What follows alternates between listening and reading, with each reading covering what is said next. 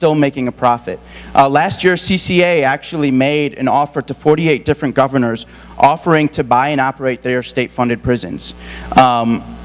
What's really sneaky about this is part of the contract is actually saying that they mandate that there's a 90% or above occupancy of each of those jails, meaning that they constantly actually have to be filled. So the states with the highest occupancy requirements include Arizona. 3 of the prisons actually mandate that it's going to be 100%. Oklahoma has 3 contracts with 98%, and Virginia 1 contract with 95% occupancy. That means that it's the state's job to constantly keep it filled, right?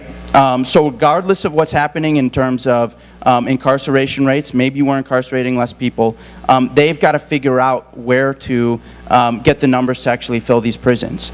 And that's where it starts to fit in with programs like Secure Communities, right? And it's the reason in the video that they actually mentioned that they've got ties to actually writing state legislation, because for them it's an interest to figure out how we're actually able to detain many people and keep them filling up the jails. This is a little bit more about their shady contracts.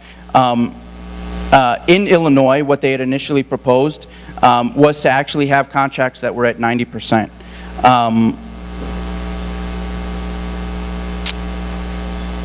There's a few things that we should keep in mind about Illinois. Illinois is the 6th largest immigrant-friendly and has the largest immigrant population in the country. It is also one of the most proactive states in terms of fighting for pro-immigrant legislation. And yet we're surrounded by other states that actually have tried to actually create anti-immigrant legislation to lock people up. Currently, Illinois has 3 different facilities used to house ICE detainees. Tri-County, which is almost nearly all of their population, Jefferson, and McHenry. Now, each of these is actually public. However, there's a part of them that is run privately. And none of them are run by CCA, but there's a part of them that's actually privately run, and it's those different percentages that you see there that's actually the percentage of inmates that are housed under the private part of it, not the public part. So CCA was looking for a state in the Midwest where it could build this new prison where they would not only try and lock people up from Illinois, but they'd find some of the surrounding states. CCA decided to select Crete, Illinois. Has anybody ever been to Crete, Illinois? You have? Do you have family there, or was it a wedding? A wedding. So Crete is tiny. It's a tiny, tiny town. It's about 8,000 people. It's a little bit under. It's predominantly working class and predominantly a white community. What CCA had done to Crete was propose that we'll build this new jail. It'll be about a $40 to $50 million project. It's about 788 beds, and this will mean jobs for Crete. It'll mean that your folks will be able to work in the prisons. They'll be able to work for some of the companies that help keep the prison going. And initially, for a lot of the residents, it sounded like a great idea. When we got wind of this, it was scary, because we're an immigrant rights group and we tend to focus on communities that are heavily populated by immigrants. And the thought of going to a small town outside of Chicago that is a bit more conservative and has a very, very, very, very small immigrant community was kind of daunting. How do we actually connect to people about an issue that they don't really have much experience with? So I was sent there along with our policy director to go kind of get a sense of who would be interested in fighting this. And as it turns out, there was a group of 10 citizens of Crete who were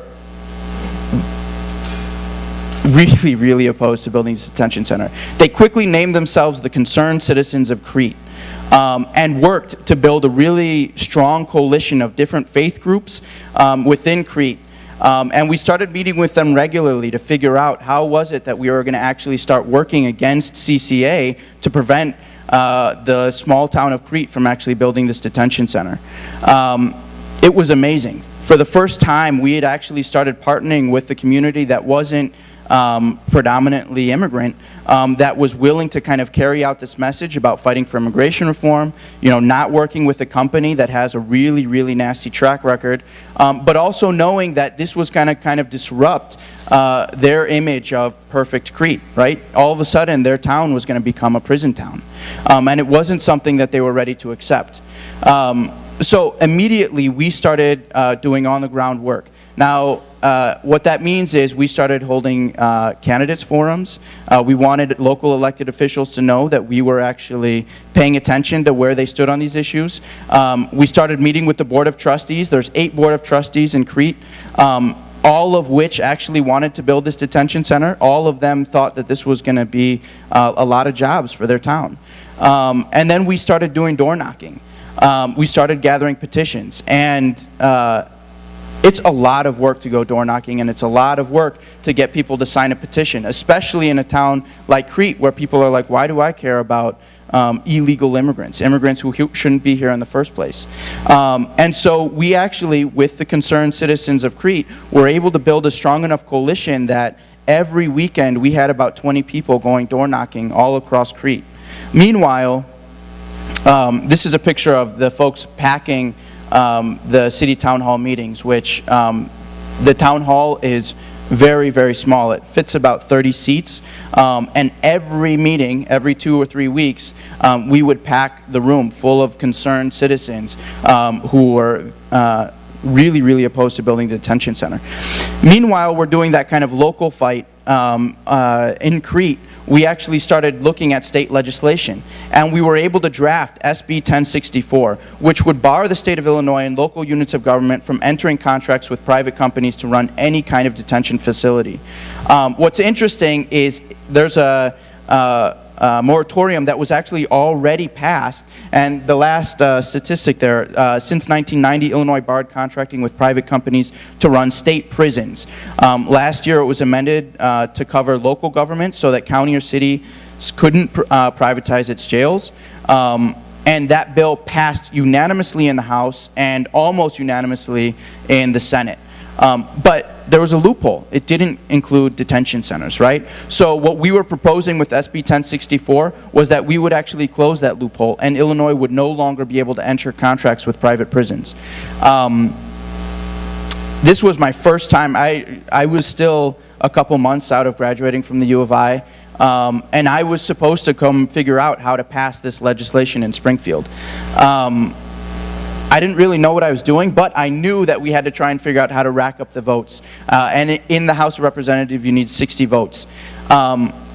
We actually managed to pass it out of the Senate really quickly. And nobody knew that we had actually filed the bill and that we had passed it through the Senate. And it was about 3 weeks after we passed it in the Senate that CCA caught wind of the statewide push that we were making. And they immediately hired 3 lobbyists. One who had direct ties with the Democratic Party, one who had ties with the Republican Party, and an African-American lobbyist who was really close to the Black Caucus. And one of the things that they were selling to the black legislators was, this is going to mean jobs for the African-Americans who are in Crete. This is going to provide them a way to make money.